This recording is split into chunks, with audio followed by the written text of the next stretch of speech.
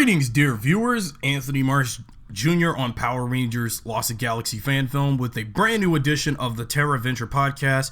More likely, rather, due to technical inconveniences, a re-recording of the exact same episode, but with different connotations due to the original recording's disruption during the saving process on the voice recorder.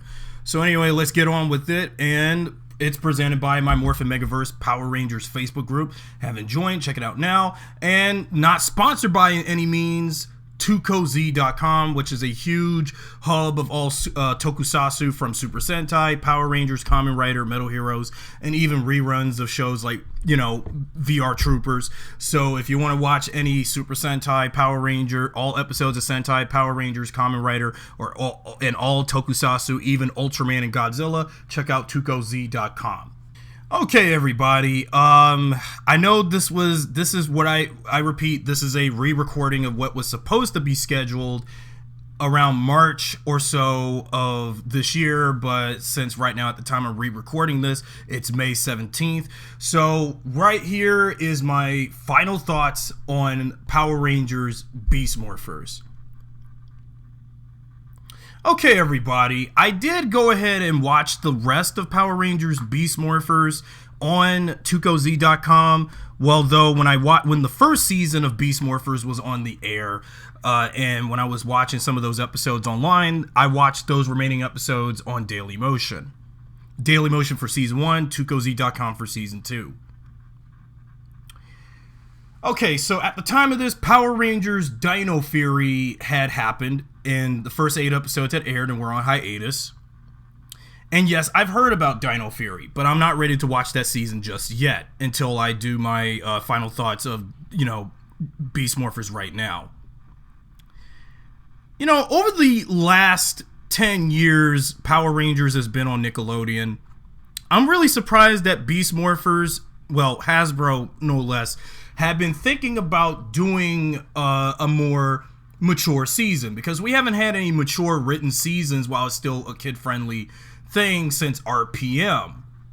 And as a matter of fact, I've been wanting to, when I even saw the first few episodes, while we still had those kid-friendly centric plots of some of these episodes in the 2 seasons, Beast Morphers actually exceeded my expectations. Because even when I stopped doing this video series 3 years ago following Hasbro's announcement of taking over the Power Rangers franchise, Bandai and Saban were calling it quits, Toys R Us going out of business, and all this other crazy stuff that happened. So there's a lot I have to catch up on this podcast within 3 years since I last stopped. Here's what I think about Beast Morphers. It was in fact better than the entirety of the Neo Saban era, but here's the problem with Beast Morphers. While it's slightly better than those seasons, it still had a little bit of those Neo Saban isms, as I like to call it, Neo Saban isms, like comic relief trying to be like Bulk and Skull. The theme music has got to be MMPR riffed and homaged and mimicked. Then you got some of the plots being old school Power Ranger kind of throwbacks, but not as good.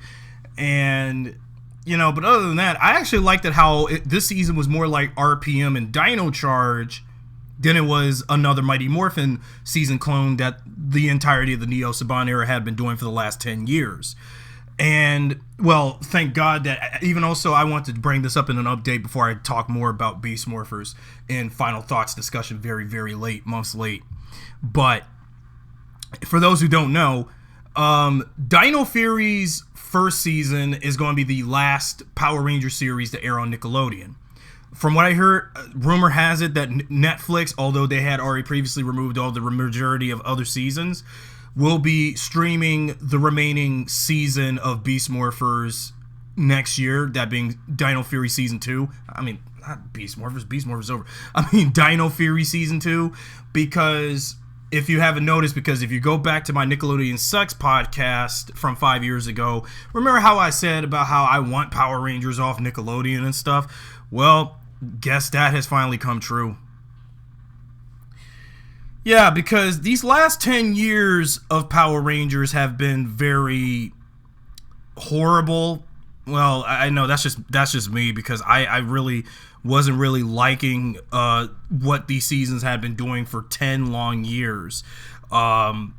Everything trying to be so much like MMPR, and trying to recapture that flavor and nostalgia and tinge of the 90s, that when Power Rangers was when it was, but it felt like they were bastardizing everything Power Rangers stood for. Or maybe this is just me, once again bitching and complaining about something, and I realized all that bitching and complaining got me nowhere, even when I still did the podcast. But I have to be frank though, I haven't really, as a Power Rangers fan, I'm one of those Power Ranger fans that didn't like what Nickelodeon has been handling with the franchise in terms of these seasons and how they were running these shows. So that's why I never really did cared for the Neo Saban era or anything they've been doing with the franchise in general recently. That's the problem. I really didn't like the Neo Saban era. And while Beast Morphers improved on everything that I missed out on from Ninja Steel, because, again, back when I was doing this podcast originally, I wanted to, do a I Hate Ninja Steel video, but due to my recent copyright massacre stuff 3 years ago, it was told, I was like, okay, I guess I have to stop bitching and complaining, leave Power Rangers what it is, and just leave it alone. All right, so Beast Morphers, it was exactly what I was hoping before the series would actually premiere back 2 years ago in 2019, because 2019 I was posting less and less content on all of my social medias relating to Power Rangers, except on my Instagram at Power Rangers Lost Galaxy Fan Film, or my personal Instagram handle at Anthony Marsh Jr. Lowercase letters, of course. And at first, when I first heard about Beast Morphers back 3 years ago, when Super Ninja Steel was airing and was about to be on hiatus, and following the huge stuff with the shakeups with the franchise after the first 25 years had passed, that once Hasbro started taking over the license of the toys for Power Rangers from Bandai, then come Hasbro thinking about buying the entire franchise all out from Saban outright. And my first guess was, okay, a lot of us fans thought, during Super Ninja Steel's hiatus, that we could have gotten an adaptation of any of the more recent Sentais, because lately Power Rangers have been skipping so many Sentais lately that some of my friends that I'm friends with on Facebook that do like Power Rangers Sentai or any toku and such, really, or anime, had decided to stop watching the show because Sentai, there's Sentais that haven't been adapted yet that I would like to see as Power Rangers. And then, given all the rumor reported by the Illuminati recently, 10 months or so ago, that Hasbro and Toei may, is probably going to be confirmed eventually, or we'll see what happens. Although I refuse to believe that rumor. I'll talk more about it in my podcast another time. That if Hasbro actually said they're going to cut ties with Toei and they want to do something completely original with Power Rangers, probably use some of the existing material that Power Rangers has used from Sentai, but probably make something new out of it and original, and given all the new plans they have going forward, because we're almost, at the time of this podcast recording, we're almost near Power Rangers' 30th anniversary, but we'll see more about it when the time comes, and following season 2 of Dino Fury. So when it came to some of the following Sentais for the next season of Power Rangers after Super Ninja Steel and the 25th anniversary, and following all the change-ups with Saban to Hasbro, Bandai to Hasbro, it's possible that, I wanted to see Sentais like Q Ranger or Zyuohger adapted into Power Rangers after Ninja Steel, although I wasn't watching Ninja Steel for the, make this honestly clear. I didn't watch Ninja Steel when it was initially airing for 2 years, because you probably know my pain back then. But then turns out they actually managed to adapt Go Buster, marking this the very first time Power Rangers would go back a couple of Sentais that they skipped and make that finally part of Power Rangers. Now, about my stance with Go Buster as a Sentai. Now, I never really watched Go Buster when it initially aired, because the problem with that Sentai of Go Buster is that Go Buster, they had references to Power Rangers and, within Super Sentai. And I was thinking, if they ever did adapted Go Buster into Power Rangers, I remember, I think, many podcast episodes ago, back in my original run of this video series, that if Go Buster was adapted into Power Rangers, if Go Buster wanted to make references to Power Rangers, how would I feel if Beast Morphers, back when it didn't have a adaptation name yet, was making references to Super Sentai, references with words like Henshin and Gattai, and all that, and, like in Sentai. But turns out that Beast Morphers was going to be the name of the Go Buster adaptation, because after years and years of coming up with these fan-made titles, which are very basic and one-dimensional and all that, and generic, we finally got a name for these Power Rangers. Now, in terms of the name of in terms of the premise, and based on everything that I had witnessed over the 2 seasons of Beast Morphers, even if some things played a bit simplistic, but there were some things Go Buster had done. I mean, not Go Buster, Beast Morphers had done. Sorry, that I actually liked. I liked it how they actually delved on into the origins of the morphing grid a lot more that the past 25 years of Power Rangers failed to do as often because, I don't know, budget, Sentai footage, what have you. So we actually have the chance for a season like Beast Morphers to delve more into the morphing grid, because over the years, they never, over the years from Mighty Morphin through Super Ninja Steel, they never thought about doing an exploration of the grid. And they actually did that. They also wanted to respect all the past seasons that have came before them. And because Grid Battle Force has a lot of stuff of other Power Ranger teams in their inventories. If you go to the episode Finder's Keeper and Grid Connection.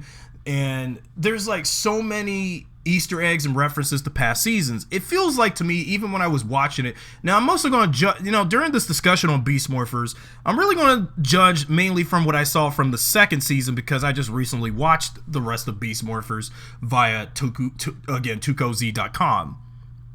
And I don't really, I feel like my memory for season 1 is a bit fuzzy, given some stuff I do remember from season 1, like establishing Ravi and Roxy's relationship and their characters, and then Devin and Blaze's rivalry and such, and I don't know, whatever with Zoe, and then Nate and Steele, and then Commander Shaw and Mayor Daniels, Devin's dad, and all the other stuff that was going on in the show.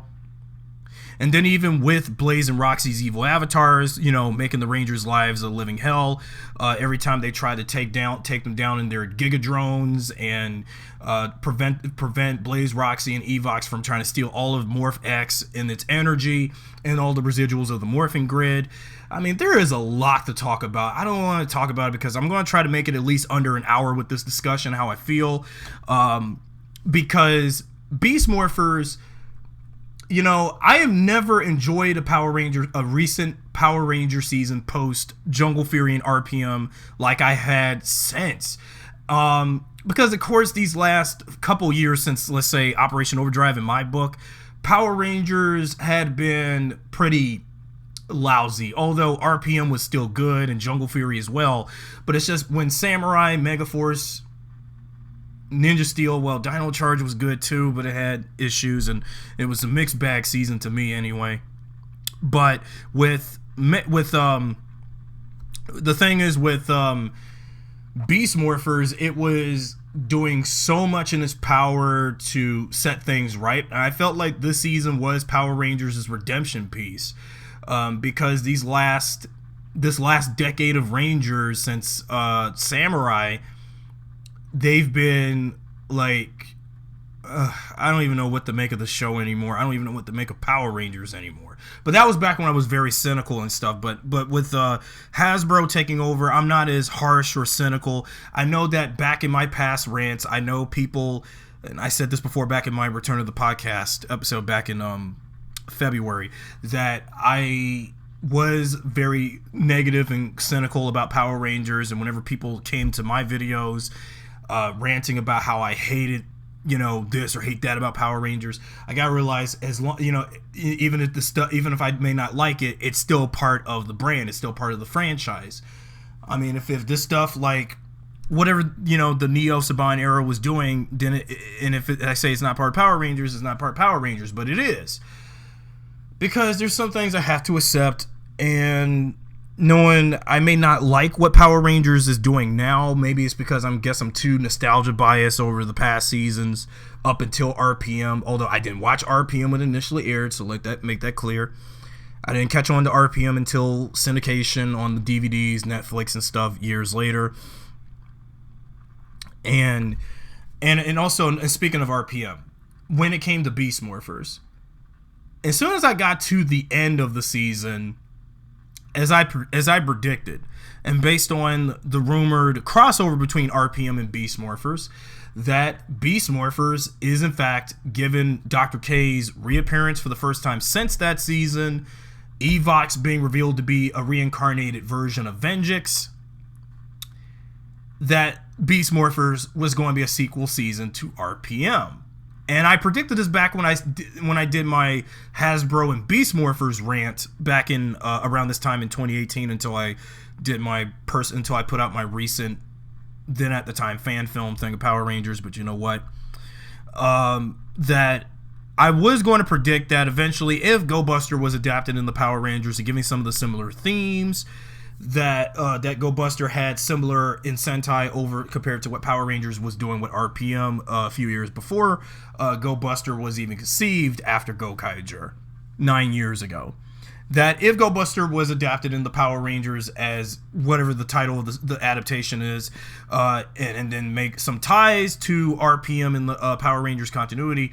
But the difference is, Beast Morphers, while it is a sequel to RPM, but it still takes place in the main Power Rangers timeline, where all the teams, Sans, RPM, and Dino Charge exist for the longest time since Mighty Morphin, up until them, and right now with Dino Fury.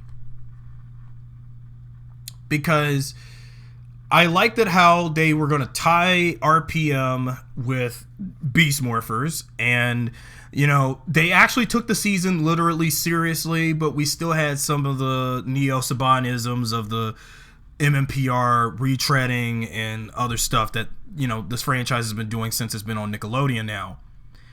And I know that when I get to Dino Fury, it's going to be more of that Mighty Morphin retreading that they've been doing ever since Power Rangers has been on Nick. But, basically, I have been wondering when they were going to do any references to RPM, references to Dino Charge, references to all the past seasons of the main timeline from, with all the seasons that existed in the main timeline we've been following since Mighty Morphin Season 1, up until Ninja Steel, and then this season, and then Dino Fury. And it's like, I'm really surprised they actually was going to tie Venjix into this plot, having been reincarnated after, 11 years since RPM, and then Dr. K making an appearance in the two-part finale. Even Colonel Truman made a surprise cameo in the finale of Beast Morphers and the epilogue of the series.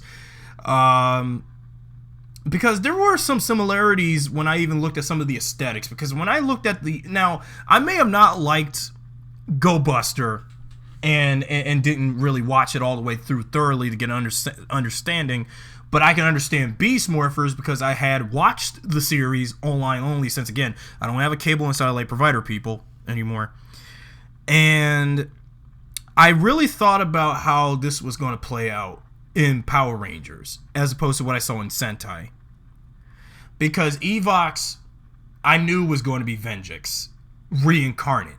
Because although when Evox revealed himself to be Venjix in that new body of his in Beast Morphers' world in the main continuity, it seemed like I knew they were going to pick up continuity where we were the last time we saw Venjix in RPM's finale last I checked, going back to Danger and Destiny, and then back in RPM's final episode and final scene when Dr. K had to put all of the RPM Ranger Operator Series morphers in that briefcase, and with Scott's Red Ranger morpher bleeping red, indicating Vengeance was going to be in the RPM tracker for the Red Ranger morpher, I knew then and there that eventually. But then, how the heck did Grid Battle Force get a hold of the RPM morphers and all the other stuff from all the past seasons of Rangers?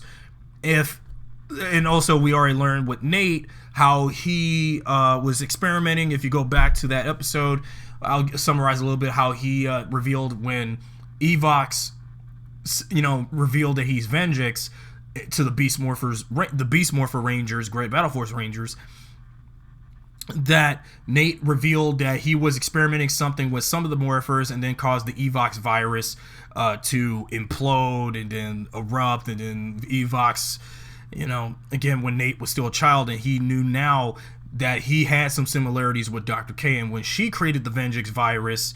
So yeah, that's a great parallel to RPM, because back when RPM did air, I really thought that, well, again, I didn't watch RPM again when it initially was on TV back in 2009.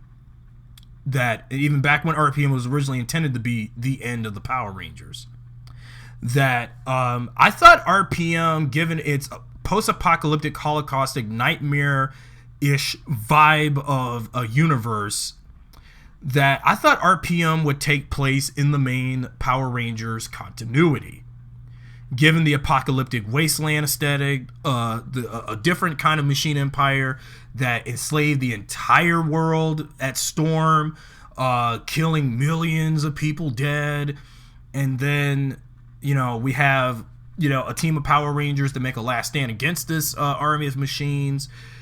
But now we learn, thanks to Power Ranger Samurai and Clash of the Red Rangers, that RPM takes place in a different dimension. And much like, when I theorized back when I did my final thoughts on Dino Charge back 5 years ago, until someone called me out for spoiling, but I know that was 5 years ago, about the ending of Dino Supercharge. That, in terms of where Dino Charge stood in Power Rangers continuity, but we learned that Dino Charge, even Super Ninja Steel confirmed when Coda showed up in Super Ninja Steel in time for Dimensions in Danger alongside Gemma and Wes, that Coda was part of a universe of Power Rangers where dinosaurs and humans now coexist, because no wonder that explained why Dino Charge didn't have any crossovers with like Megaforce or any other Ranger team earlier, because we learned that Dino Charge, like RPM, took place in another timeline. Well, I'll talk more about the Dino Ranger stuff when I get around it, after I talk a bit about some of the characters and some things I do like about Beast Morphers and some things I don't.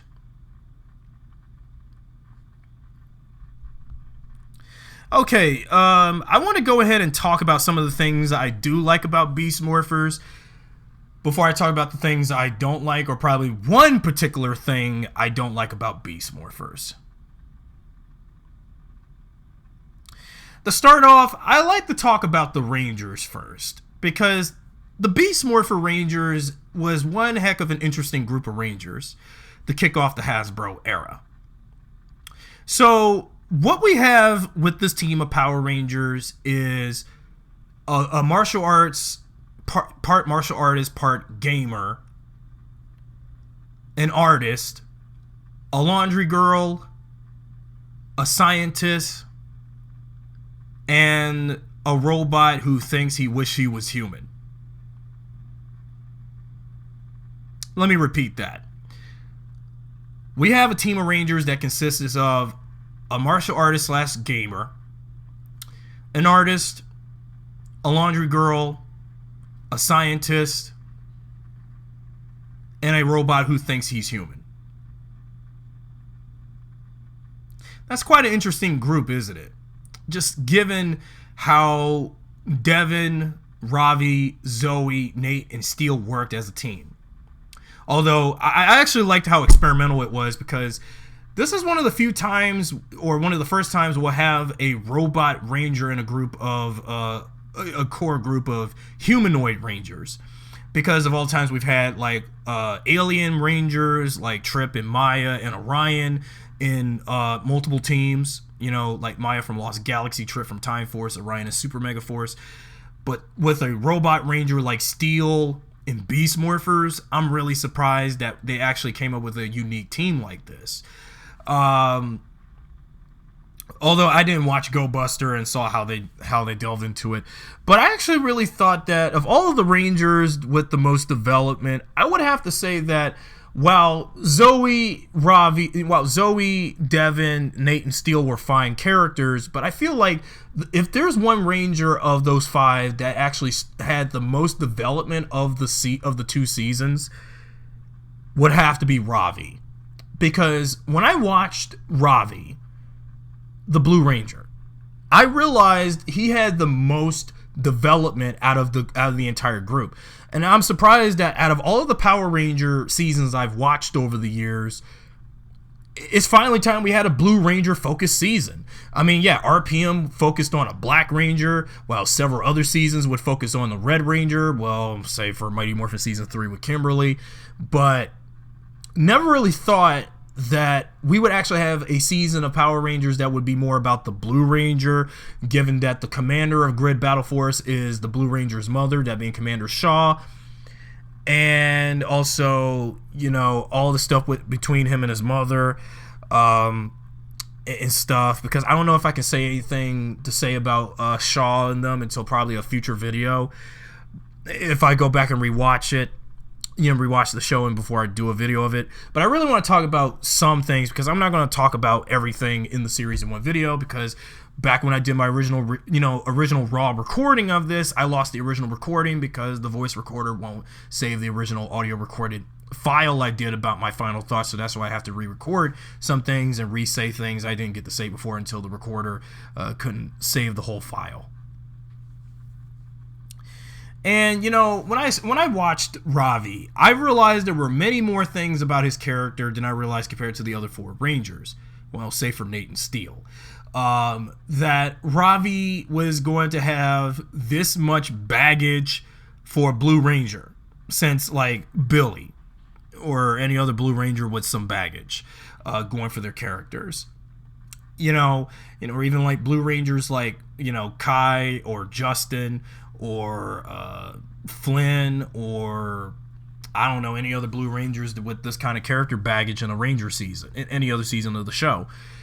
But, Ravi, when I thought about his relationship with Roxy, his friendship with his Beast Bot of Smash, and his and then also him and his thing with his mom, and how her being the commander of Grid Battle Force, and how Ravi wasn't seeing much eye to eye much with his mom, even when he's not a Ranger, and again, Grid Battle Force, like any other government official organization in the Power Rangers universe, there's laws and regulations and stuff, and rules.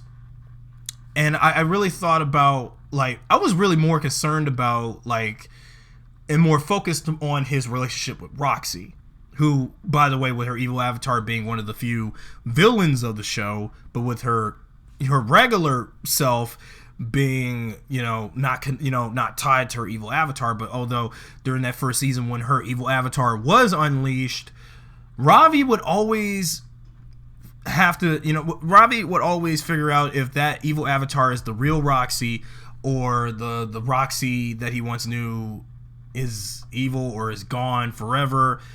But then, of course, by the end of the first season, when the evil avatars, the initial evil avatars of Roxy and Blaze were defeated, Roxy was brought back to life. So that means that, Scrozzle would come up with a duplicate, of the evil Roxy, but with a different purple scheme, because earlier she had the yellow color scheme for her first generation evil avatar. Her second generation, of course, is the purple, basically emulating her counterpart of Escape from Go Buster, who had a purple color scheme.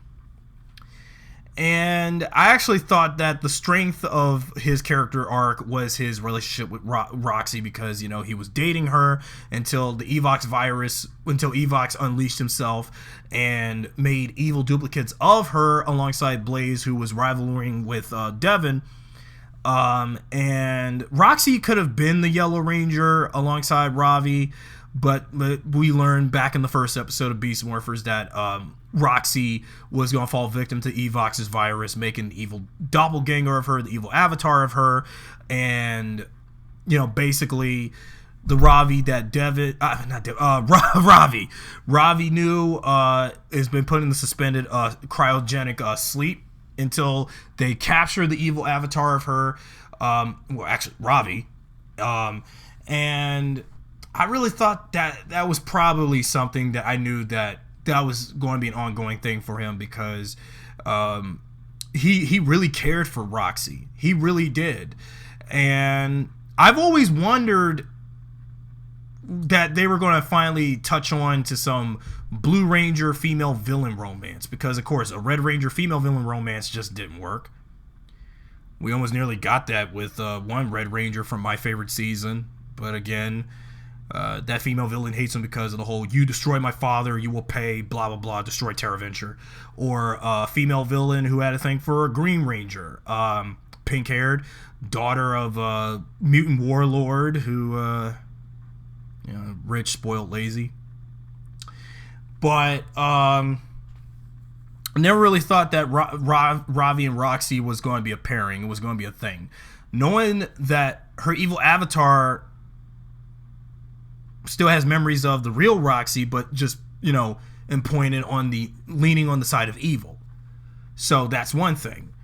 I do also want to bring up about his passion for art, because, I'm an artist, and given that, growing up when I first started watching Power Rangers, my favorite color was blue. I was all about the Blue Ranger when it was Billy, but then when time went on with Power Rangers, when they went from Mighty Morphin the Zeo and onward with Tommy and other people to be the Red Ranger, I got into the Red Ranger more. But growing up, I was about the Blue Ranger. So I think I was going to relate to Ravi a lot more than Devin or Zoe or Nate or Steel when it came to the group, because it feels like I want to talk more about Ravi here than I am about the other Rangers. Because, this is the first time we actually have a Ranger's mother running a government organization, because we know that back in RPM, Colonel Truman, who is, Scott, the Red Ranger's dad, is the colonel of the Dome City of Corinth. So for Grid Battle Force is the Blue Ranger's mother, Commander Shaw, running Grid Battle Force. So that's one parallel, but given that this season is more about the Blue Ranger as opposed to the Red Ranger, but although Devin had some focus in Beast Morphers when it came to him and his dad, and even with his rivalry with Blaze, his evil avatar in both forms. And then also the way how Devin was as a Red Ranger also, but I don't know if I want to say anything about him because, again, if it weren't for Red Rangers like Tommy and Andros and Wes and all those Reds from back in my day, okay, I have to really realize that Devin, Devin was a good Red Ranger, but I feel like I'm getting really sick and tired of the whole Red Ranger having daddy issues trope that we've been having since Wes from Time Force. Because, how many Red Rangers now, if you count and discount Jason from the 2017 movie, where we got to have a Red Ranger and his conflicting problems with his father. First was Wes, then you had Mac with his dad, Scott with his dad, not much with Tyler and his dad, Brody and his dad, and now you got Devin with his dad.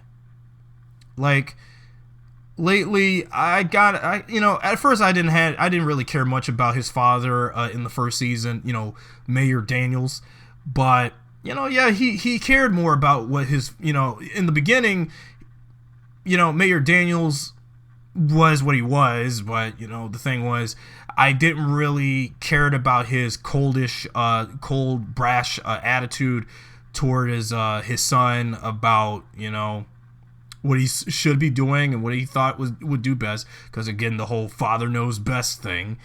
Devin really should have never even had a pass to go inside Grid Battle Force. He should have never stuck in, but he did anyway. And he just took his, he really took the advantage to think he can handle being a part of Grid Battle Force with knowing he didn't even have an application to join the Force or anything. So I don't even know what was the point in that. And then as time went on, when Devin was keeping his secret of being the Red Ranger from his dad a secret, his father was still uptight about that, because even his father had something against the Rangers earlier and stuff. And then, well, again, I'm not going to talk much about his season 1 self, but season 2, when he softened up on Devin, but then we learned that Evox was controlling Devin's dad's body, and then, having a host out of him. No wonder whenever I saw Mayor Daniels cough up, maybe he had caught the virus, caught Evox, because knowing Evox is inside him. So that's one thing.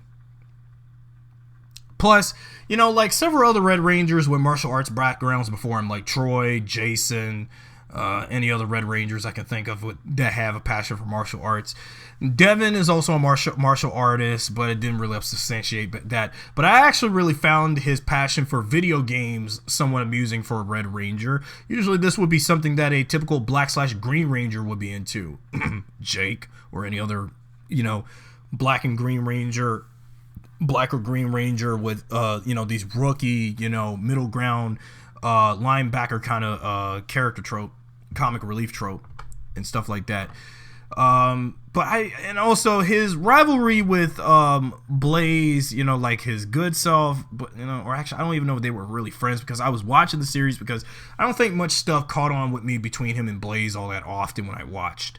But I actually thought that with his rivalry between Blaze's evil avatar, that was something I wish we could have had more out of, because there were some given all the Mighty Morphin parallels with Beast Morphers, there were some parallels between Tommy and Jason with Devin and Blaze, because Blaze was supposed to be the Red Ranger, but until the Vengeance virus corrupted him and made an evil avatar of him being evil, making him an evil Red Ranger for the first season, and then Rebel Blaze with a different color scheme, that being orange, for the next season. And with the regular, the normal Blaze would be in cryogenic suspended animation like Roxy in her original self. So Blaze had a lot of battlegrounds with Blaze's evil avatar so many times over the 2 seasons. It feels like an extension of what the evil Green Ranger saga could have been, but more like Red with evil, Red with envy, something like that, with Blaze versus Devin, because Blaze had always tried to outrank Devin of who's the better martial artist, who's the better fighter, and all that. And to me, it feels like Devin was like the Jason of the season, and Blaze was like if Tommy was to stay evil forever in the season. And that's some parallels I got from this, because also this is a bit like what Wes and Eric could have been thoroughly in Time Force also, because the writing for Beast Morphers is there, but it's like we have some bits of the Neo-Sabanisms and stuff still with that, with the fighting, and then the music underscored with the fighting and the talking during the fights. But I actually really liked it how Blaze always wanted to out-top Devin in every step of the way. Whenever he engages in battle, tries to steal Morphex to give the Evox every chance he did, each per episode. He always tried to knock Devin down a peg a lot, and also I actually liked his season 1 form as opposed to a season 2 form, because the thing is, at least they gave Blaze 2 different suits from Go Buster, to use for both seasons. Like season 1 would be his evil avatar morphed form, which is based on the Dark Buster costume, and then for season 2, the Escape, morphed formed costume for the second season. Of the 2 forms of Blaze's morphed forms as an evil ranger, I actually liked his evil Red Ranger form from season 1 more with the Cobra Viper, because I really love that Dark Buster suit. I really do.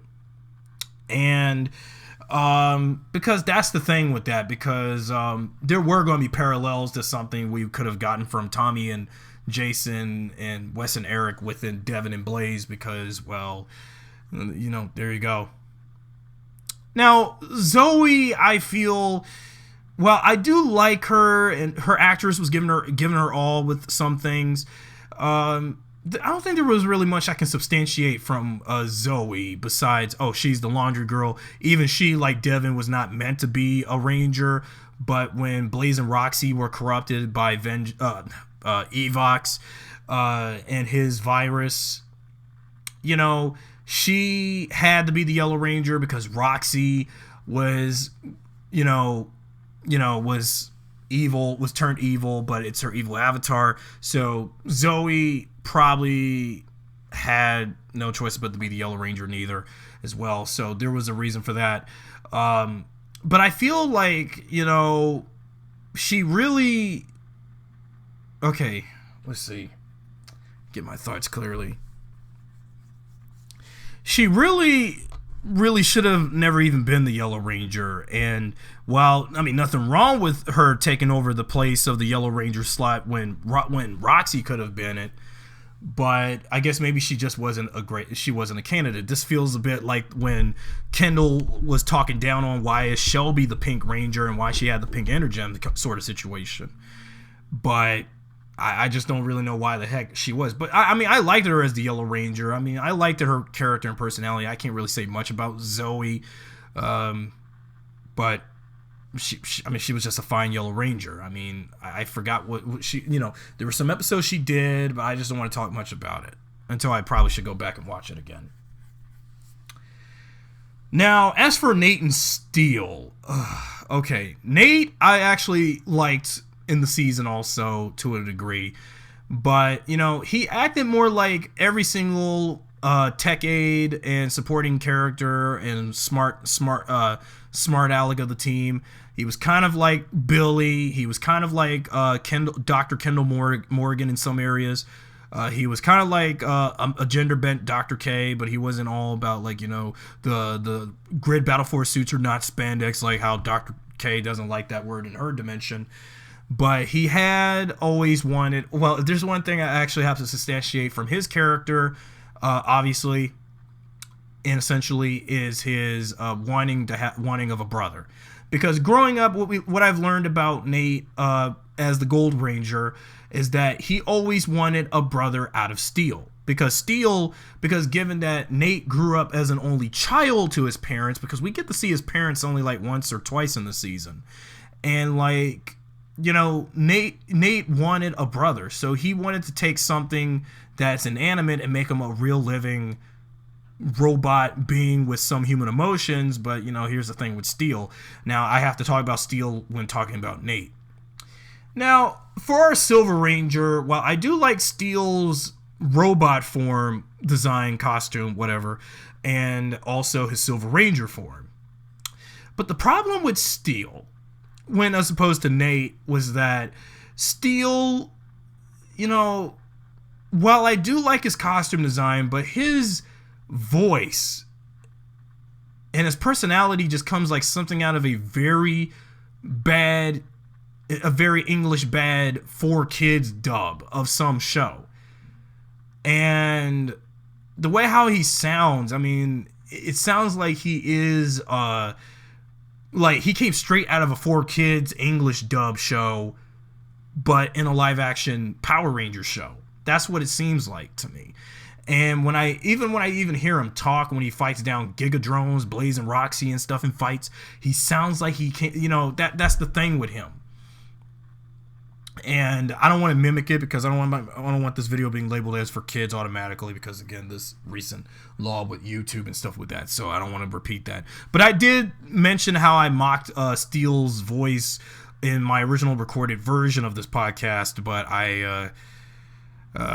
again, if I still had the original recording, I could have played it and shared it with you all, but I don't. But that's another thing, because he always wanted to be human. I know there was that one episode in particular when Nate and Steel did swap bodies by accident, and Steel was in Nate's body and Nate was in Steel's body, and Steel actually, when he was in Nate's body, actually got to embrace what humans actually do, because knowing that Nate was always on his side, and when Steel, well, and also seeing how Nate was in Steel's body for that switcheroo episode in the second season, I'm really surprised how he got to embrace the side of being fully a human and being in a human body. But and also, not to mention, it was Power Rangers' first musical episode since Another Song and Dance from Zio, but then again, whatever. But I actually thought that, yeah, that was a unique episode for him and his brother, because, you know, Steel always wanted to be human. But then we also learned that by the final episode, when Evox went to destroy all of Morphex and also destroy the Power Rangers, destroy everything they had, because in our Endgame arc, which compared to most of the majority of the finales we had from the last decade of Rangers, Evox actually managed to destroy half of, if not all of, Grid Battle Force and all of the Grid Tower, Morphex towers, and even killed a Power Ranger in the process. A lot similar to how Psycho Pink did Kendrix and Cassie. And yeah, and spoiler alert for those who didn't see Beast Morphers' final episode. While Steel initially died after the Rangers defeated Evox for good, and the Evox virus eliminated, Steel did reincarnate himself to being fully human, which he always wanted to be.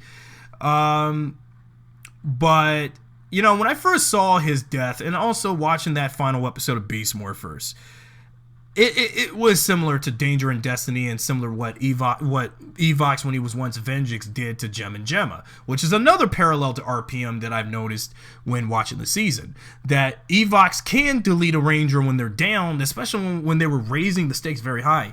And I was really hoping that Evox was going to do exactly what, when he was once Vengeance, to do the same what he did to Gem and Gemma back in RPM's dimension, and then come to the main Power Rangers continuity and erase and delete a Ranger out of the void of with the other Rangers. Because initially, I wish they should have killed Steel off and just let him go. But then once knowing Power Rangers, once a Ranger died, but then once Force of Evil is over, and when we get to the end of the season, those Rangers come back from the dead.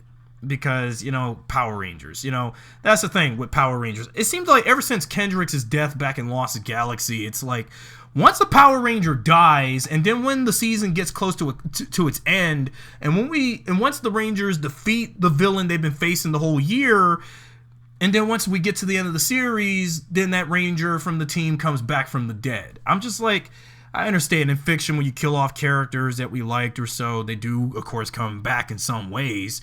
Because, again, fiction is not like real life. And I know sometimes fiction can imitate real life. But knowing in some fiction, you have characters that had been killed off, and characters should stay dead. But I understand in some ways if there's a character people hated, kill them off, they get killed off. But then when you see the character that people hated, then when they turn evil, like, oh, we like that character now. But when they were goody goods, oh, we hated them. When they come back from the dead and they're evil now, back to life, but as evil, like, oh, we like them now because it was better when they were as they're evil than they are when they were good and they were unlikable. But I digress with that point, of course. Okay, what can I say about the Beast Bots? Smash, Cruz, and Jax, they were okay assistants to the Beast Morphers Rangers, but they're not as good as, like, let's say the Buddy Roids from Go Buster in terms of their personalities. But I actually did like that the Beast Bots being essential parts to their Zords, and that's what I liked about them also. And given that Cruz was going to be voiced by Kelson Henderson, so I guess, again, give this season a plus, because it seems like every season of Power Rangers since SPD with Kelson Henderson in it is going to be good. Although, even though, Overdrive wasn't great, and even though he still did Norg, the Yeti, but then again, but I like the Smash and Jax as well, so yeah, that was great. having the Buddy Roids being adapted into the Beast Bots in Power Rangers. No, I think I've already said what I can say about Blaze, Roxy, and Evox. I don't want to say anything about Scrozzle because he was just a mook of Evox's army, and that's all I can say for him. Okay, now on to other miscellaneous before I talk about one particular thing, and you probably should know if you're listening, if you keep on listening, that if there's some other things I did like about Beast Morphers that I need to touch upon in my final thoughts discussion. I like how, unlike the last decade of Power Rangers that we've had on Nickelodeon, that Beast Morphers was going to be a more mature, but also half of the time kid-friendly season. Because the past seasons of Power Rangers that we've had on Nickelodeon have been completely carefree. Oh, like, this is strictly for kids and it's a dumb kid show. And also with no morals and common sense anymore. And also for us older fans like myself, oh, I can't watch this show no more. And I realized how much it was a throwing insult when watching Samurai through Ninja Steel. Well, I still like Dino Charge, but it was still it was sandwiched in between a season that copied and pasted Sentai counterpart beat for beat, a season that failed to be the franchise's big 20th anniversary, but treats it like it's, the anniversary's no big deal, it's just a regular season, and then all the continuity errors and stuff. And then you had a Ninja Ranger season that was full-blown Mighty Morphin nostalgia, but always had the Ranger emphasize the word ninja to everything, and horrible comic relief duo and everything else. And Beast Morphers, I really hoped for it to be better than before because I really hated how this past era of Power Rangers has been to me. Well, just to me, because I know I had some problems wrong with myself and as a Power Rangers fan.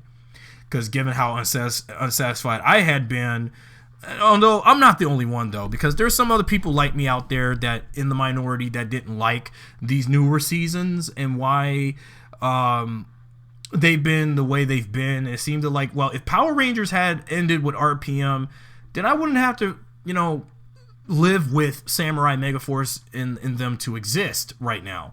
But they do exist and they're part of Power Rangers, whether if I like it again or not.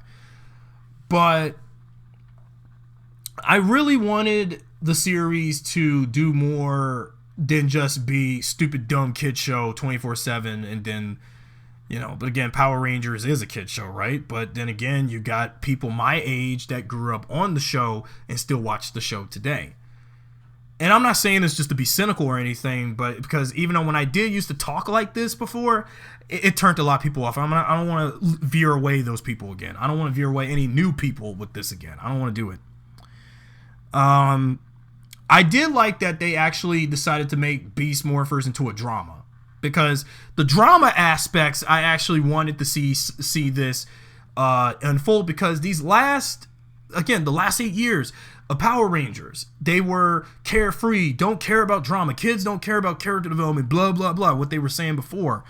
But when really though, they've been doing this strictly for kids act with the last 8 years. So we need to go back to basics a little bit, but knowing given the time span, time frame of Power Rangers right now, we can't go back to how the franchise was when we had seasons like In Space and Time Force and RPM and then we're on the air, because things are gradually different with Power Rangers given where we are with television and everything nowadays, with reboots, remakes, superhero media everywhere and what have you.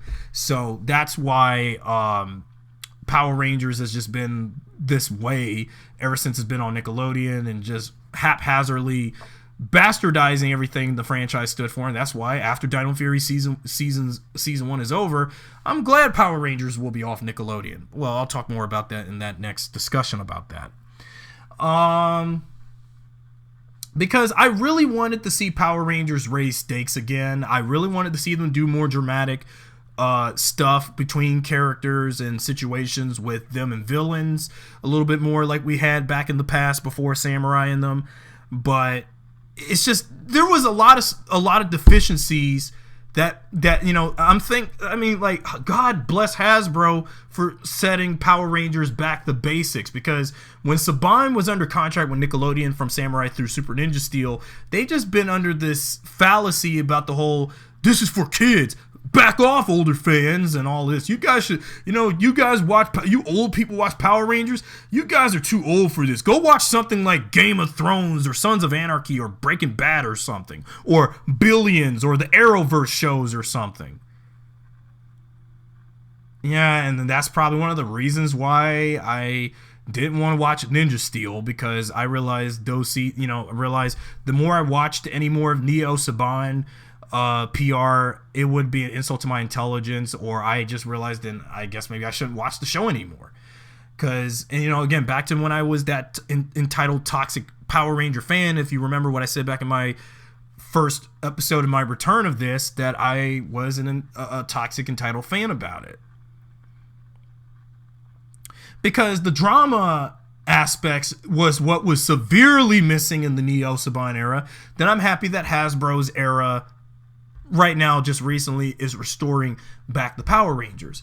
Because when we had certain situations in between, between Samurai Ninja Steel and their storylines and situations, they didn't raise the stakes all that much enough. They pretty much came to a point where Power Rangers really got soft with raising stakes between the Rangers and their villains and all the stuff that's going on around the two factions of the good versus evil stuff in this franchise. And they treat it like, oh, we gotta make everything like Mighty Morphin Season 1, but except this time completely safe, completely kid friendly, and all of this and softy and stuff. And that's what I hated about these last 8 years of Power Rangers. Dino Charge had a little bit of it, but the drama, but it was still just like the rest of the seasons of that particular batch. I actually liked it that we actually had I've also noticed that in the beginning of the Hasbro era, given the current rumor right now, that Beast Morphers hasn't used all that much Sentai footage. Even Dino Fury is doing it, because I noticed that Hasbro is not using much Sentai footage, because given they already recreated the props and costumes of Go Buster, because again, Saban should have adapted it for Power Rangers when it did, but they felt no, the stuff from Go Buster wouldn't sell for the American show the first time, so that's why they went to Dino Charge and skipped Go Buster. But luckily Hasbro made use of this Sentai and made it into Power Rangers and try to integrate it into continuity, and there you go. And I actually liked it how they actually shot more original footage with those suits, but the only times we'll get some Sentai footage is with certain scenes with the Rangers versus Blaze and Roxy's avatars and Sentai footage. Most of the time, the Sentai footage would always be the Zord footage. If there's some footage in Go Buster that's just not appropriate for the American adaptation, just reshoot it with something brand new to replace it. There you go. That's what RPM did. If there was some stupid, goofy stuff Go-Onger did, reshoot it to make it more apocalyptic with RPM with the Go-Onger suits for American footage for RPM.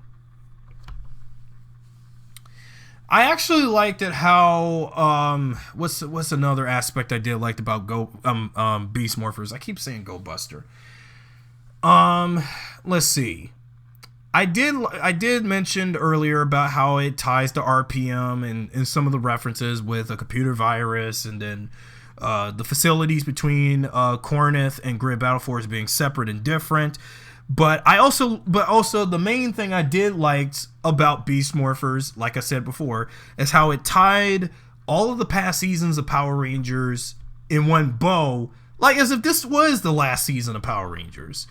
Because it feels like, well, Dino Fury, given the rumor about what Hasbro's going to do with this, like, oh, this is the last season of Power Rangers, like, go all out. Because it seems like every time we have a last season, or a season that's going to be the last of Power Rangers, they go all out and then turn around once that show is over, is renewal for another season, but then they're going to have to change some things again.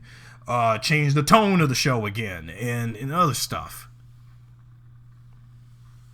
And delving more into the lore of the Power Rangers a lot more than past seasons, because it's been, something Megaforce and Ninja Steel failed to do when they when we got to those anniversary milestones for the 20th and 25th, respectively.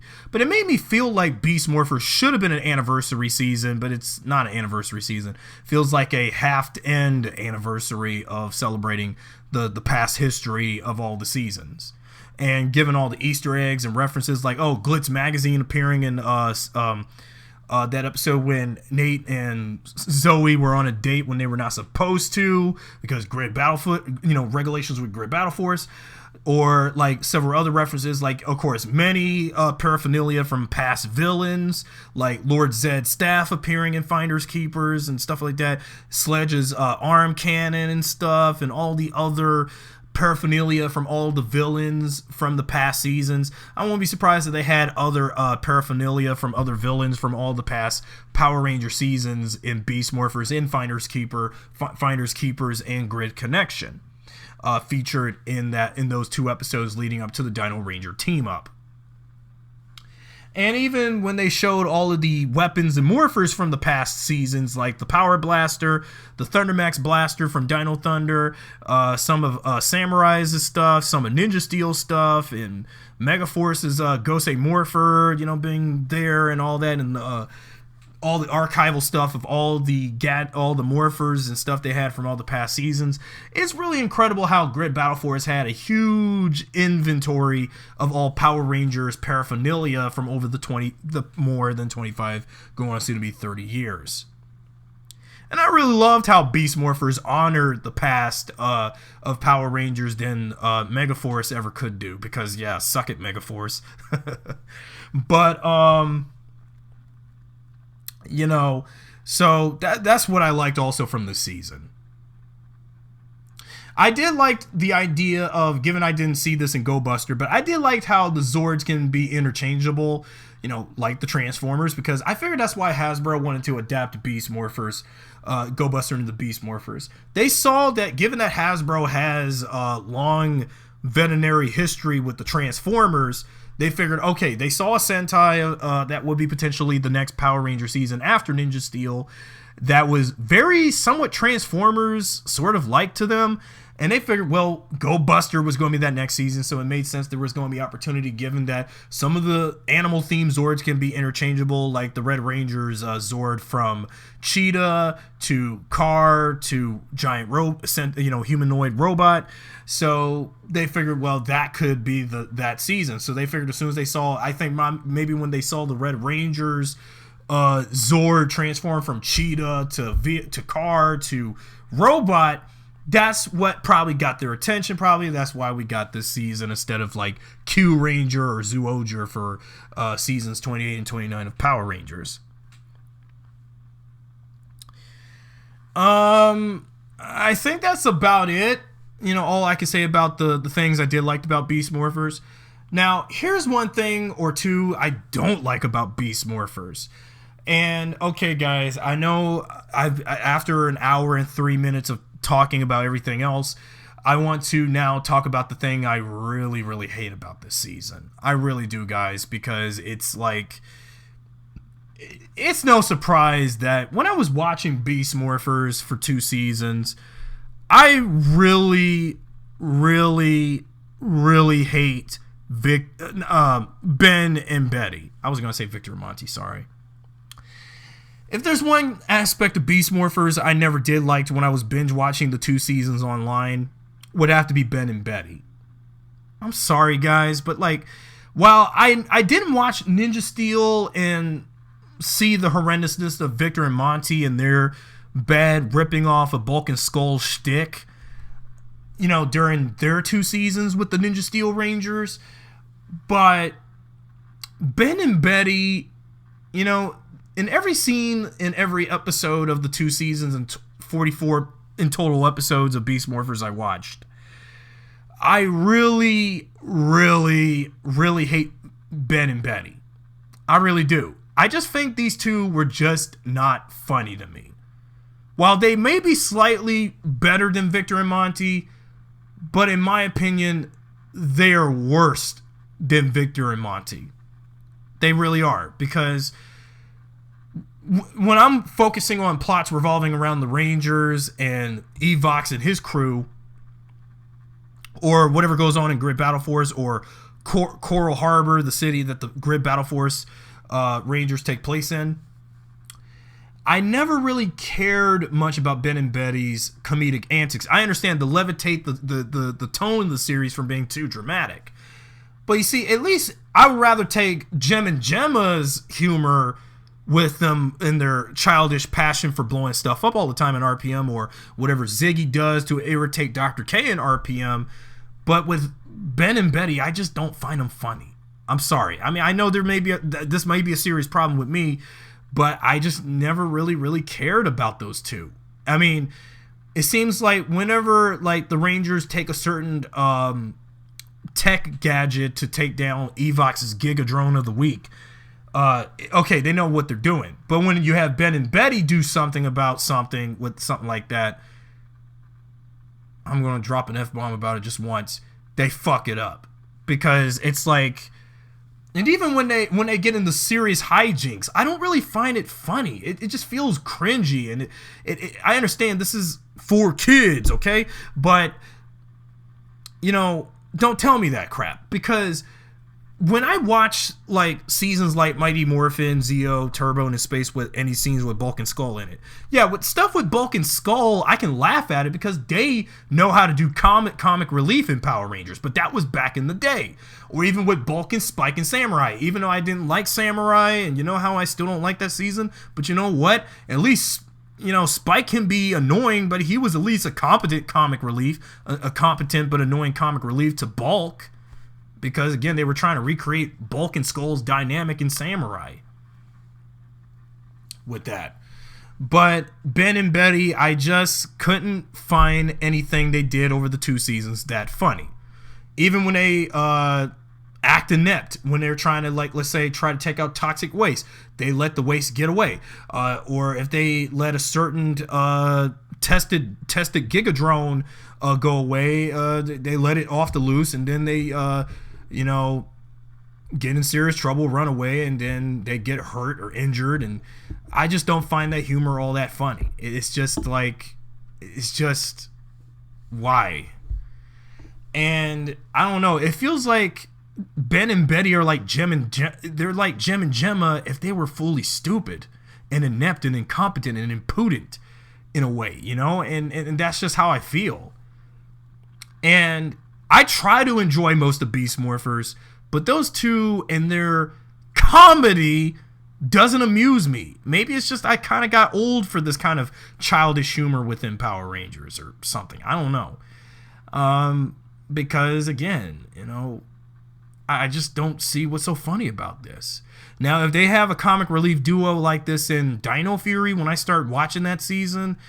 yeah, I'm going to have some serious problems with that comic relief duo in that season when I start Dino Fury. So yeah, that's one thing. So I guess that's the only thing I don't like about Beast Morphers is those two. Because when I'm trying to enjoy plots revolving around the Rangers, Blaze, Roxy, and Evox, or Devin and his dad, or Ravi and his mom, Zoe and her mom, Nate and Steele, Nate and his parents, or something like that. Ben and Betty just ruined half of the season for me. And I'm sorry, they just really do.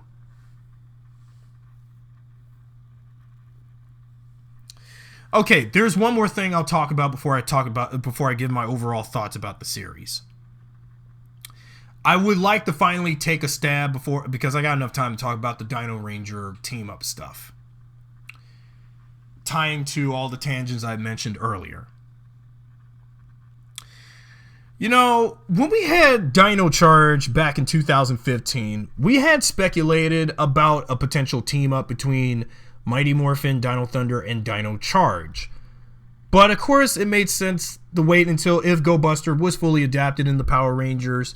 If they ever went back to that season and adapt that for Power Rangers, we would finally get that team up. But if you just do the team up without those Rangers, you know, then bets are off. So that's why Hasbro waited until Go Buster was adapted, and they actually listened to the fans. They actually listened to the fans wanting this Dino Ranger team up bound to happen because you got the Mighty Morphin Rangers. Well, say for Tommy is the Green Ranger because, of course, you can't have multiple Tommies in the group shots for Mighty Morphin and Dino Thunder.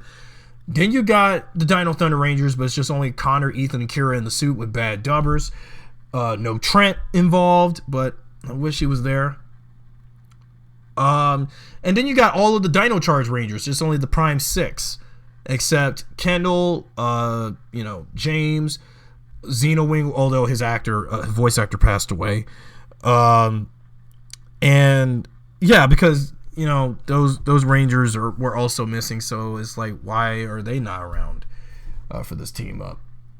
So they had to do what they had to do. They actually managed to get only 4 of the 6 Dino Charge Rangers back on screen, morphed and unmorphed, and of course the long-awaited, rumored, later confirmation that Austin St. John, Jason, the original Red Ranger, would come back for the team up.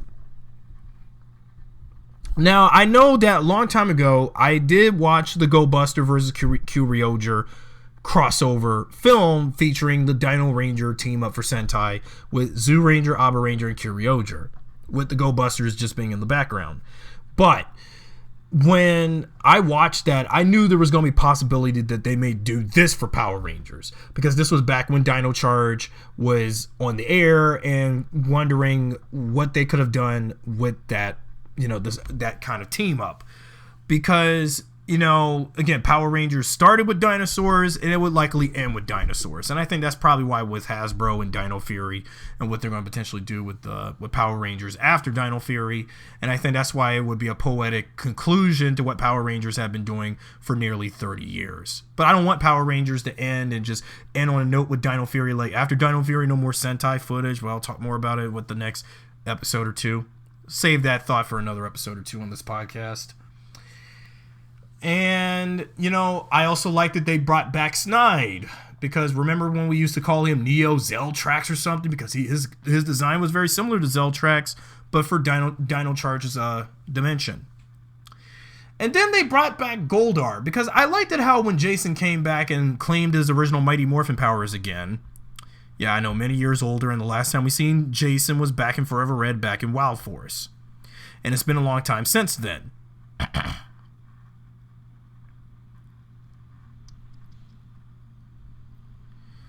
And when I waited, for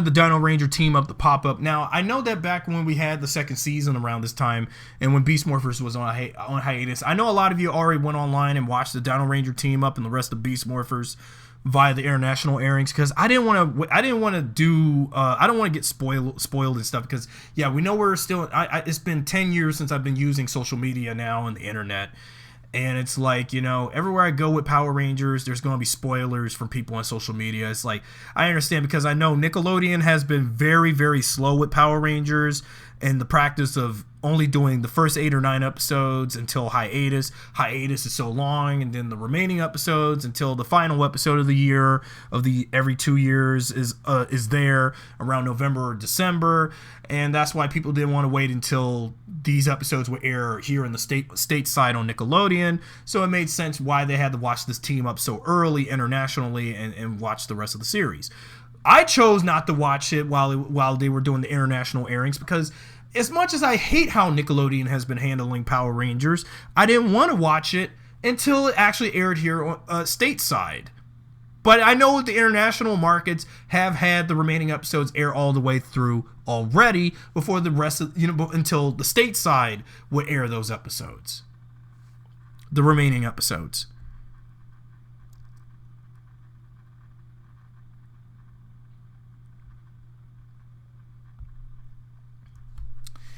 All right, so because I really liked it how they did the Dino Ranger team up. They brought back Goldar, and well, I liked the name of Goldar Maximus, because I know that, recall last time back in Power Rangers in Space, we had Countdown to Destruction. Goldar was one of the many villains that was affected by Zordon Z-Wave, and Goldar was one of the many monster-themed villains turned to dust, a la the Thanos snap, which is, Zordon's equivalent of Thanos' snap for the villains, so that way the Power Rangers could win. So I don't know how in the world did Goldar come back to life. I don't know. I mean, unless I have to go back to go back to Great Connection and get an explanation. How did Goldar come back? But I liked the name Goldar Maximus because I don't want to call him Neo Gryffazor, Neo Goldar, because it's just too generic. I know it was the fan term name for him because, well, it's just Goldar reincarnate, but more modern. At least this is more of a Goldar than that Goldar from the 2017 Power Rangers movie.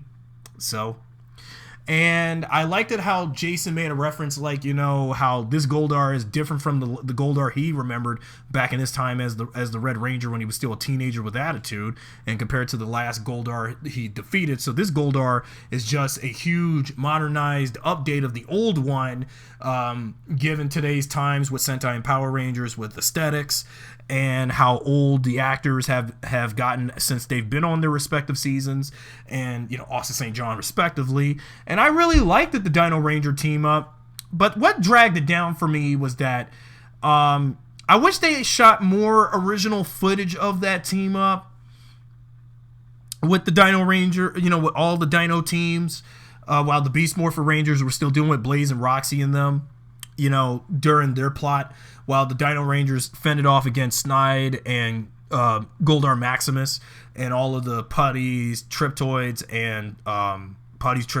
and Vivix. But I really wish that they had, for the Dino Thunder cast, I know that Connor and Kira's actors don't want nothing to do with Power Rangers, but y'all didn't bother even get Kevin Donahue, who was Ethan's actor, to do it. Have him call over the phone and do some voice work for Ethan if he was available. But I know that Emma Lahana doesn't want nothing to do with Power Rangers anymore, and James Napier, he doesn't want nothing to do with it neither. They didn't even bother get those two to do voice dubs. And even when I heard the Dino Thunder trio yell out their weapons, Tyrannostaff, Terra Grips, and the Triceratops Shield, the voice dubbers were basically not them. And I know that's one little small nitpick I'll have to give about that Dino Ranger team up. And heck, even for the Mighty Morphins, the original 5, while you have Jason back, well, of course, it's I know it's still hard not having Trini, with Tui, because Tui's been dead for 20 years now. But they didn't even bother get Amy Jo Johnson, David. Oh well, yeah, we know with David Yost and Walter Jones to do at least a few ADR or use recycled voice clips if they had the, because again, Hasbro has all the rights to everything Power Rangers, so they should probably take some recycled sound clips of their voices or something, maybe, I guess. If that could have worked, instead of having voice dubbers that don't sound nothing like those actors, except Austin St. John. I mean, I know Austin fell victim when he got kicked out of the show and fired because he wanted more money back during the second season, but at least we have him fully doing the voice of Jason, both morphed and unmorphed here. So, but even though slightly older.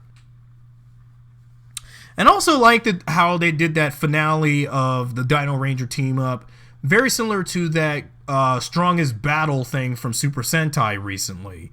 But although the Kyryojin vs. Go Buster movie did it first. I also liked it how Jason, when he saw that gigantic evil Zord, I liked it how he made a reference to Forever Red, because again, Jason's last episode before this was Forever Red. A long, mere 18 years since we last saw him in action as the original Red Ranger. And I really liked it how he made a reference to Serpentera. He's like, well, and I thought Serpentera was big, but this is even bigger and badder. Or something like he said back earlier, because I really liked it how he made that reference. And, again, this was a nice nod for Beast Morphers to make a nice nod to all the past seasons that it came before. Even if RPM and Dino Charge take place in different dimensions, while teams like Mighty Morphin, Lightspeed Rescue, Dino Thunder, Wild Force, Mega Force, Ninja Steel, and this, and Dino Fury all take place in the main universe. And I also liked it how for the finishers of all of the Dinozords, all the Dinozords from Mighty Morphin through Dino Charge, that they actually used footage of their respective Megazord cockpits instead of, like in the Sentai, they were in aura, like heavenly background auras of their cockpits of the Megazords because they were originally spirits.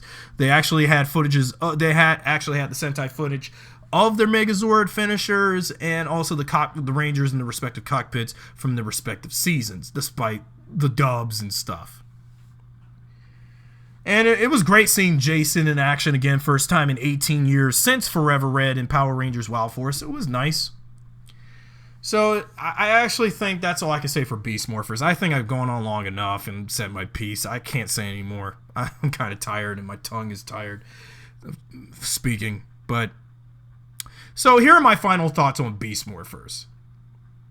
It was, well, despite some leftover Neo Saban-isms within Hasbro's first season, Beast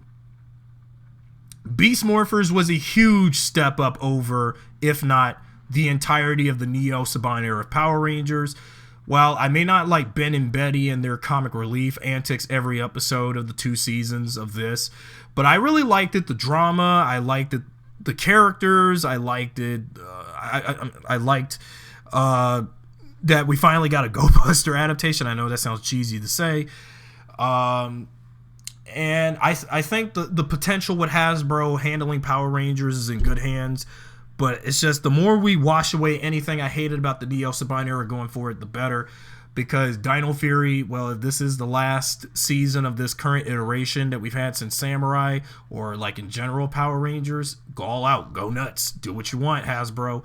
Because I know that based on the rumors with what they're going to do about like what's going to happen after Power Rangers and in time for the 30th anniversary of the franchise, we may never know. So that's my thoughts on Beast Morphers. I know I should have did a final thoughts video sometime early this year, but I had some issue with the recording process. I hope this went through with the recording. I hope you guys enjoyed what I said about Beast Morphers that I could.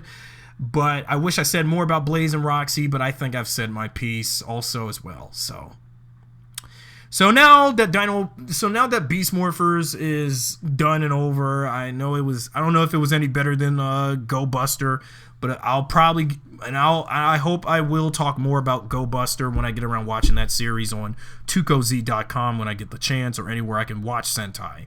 So anyway, guys, what do you guys think of my thoughts on Beast Morphers? I mean, was it a great season? Was it bad? Was it mediocre? Or was it a meh season? I mean, let me know, because personally for me, if I can go ahead and rank Beast Morphers on my list of Power Ranger seasons, my ranking of Power Ranger seasons, given all the stuff Beast Morphers did, fleshing out everything that I wish the previous seasons could have done, I would say Beast Morphers is my number 1 season now. Because given all the stuff they did, fleshing out the origins of the morphing grid, the use of MorphX, and then references and Easter eggs and homages and nods to all the past seasons, and more honoring legacy and respect, unlike Megaforce and Super Megaforce. And I think personally, Beast Morphers felt more like an anniversary season than Megaforce ever was, or even Super Ninja Steel for that matter. I would say Beast Morphers is number 1. Dino Charge is still number 2.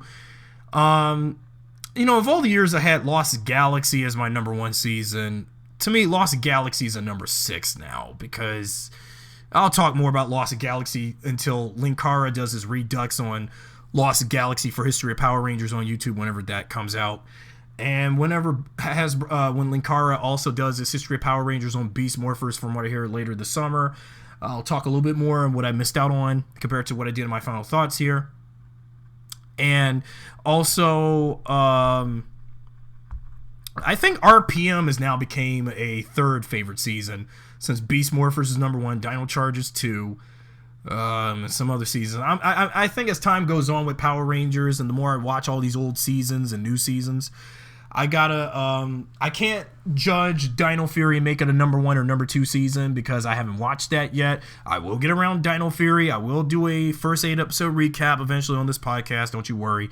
But until I watched Dino Fury or watch half of it while this is still going on and while doing the podcast, I will go ahead and talk about Dino Fury. So I think that's about it for Beast Morphers, I could say, because again, in my original recorded process, I went on for 2 hours overnight talking about Beast Morphers, but when I tried to save that recording, it didn't save it. So anyway, guys, I hope you guys enjoyed this podcast recording and of my final thoughts on Power Rangers Beast Morphers.